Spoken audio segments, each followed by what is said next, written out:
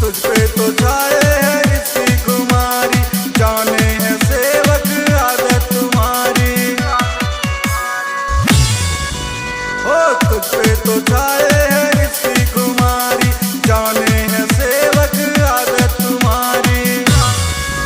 तेरे द्वार पे लेकर खड़े ये बंगिया के गोले, तेरे द्वार पे लेकर खड़े ये बंगिया के गोले।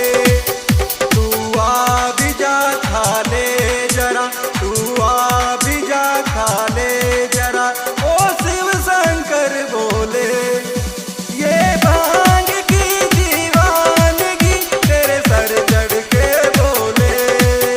ये भांग की दीवानगी तेरे सर चढ़ के बोले।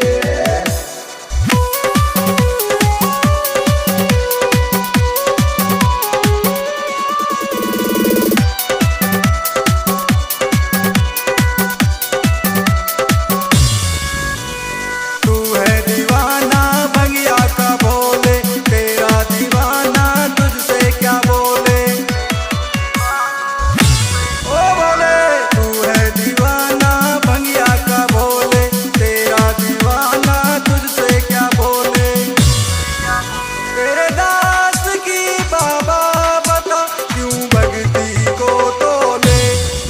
तेरे दास की बाबा बता क्यों भक्ति को तोले। तू आ भी जा खा ले जरा, तू आ भी जा खा ले जरा। ओ शिव शंकर बोले ये भांग की दीवानगी तेरे सिर चढ़ के बोले। ये भांग की दीवानगी तेरे सर चढ़ के बोले।